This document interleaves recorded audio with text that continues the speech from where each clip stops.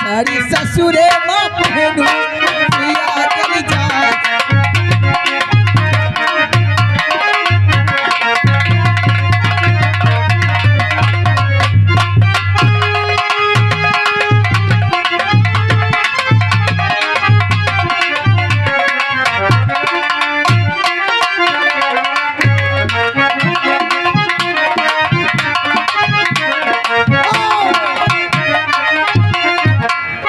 थक गए भैया, अब दीदी हमारी यही तुम घर तुम आजू भाई नहीं है।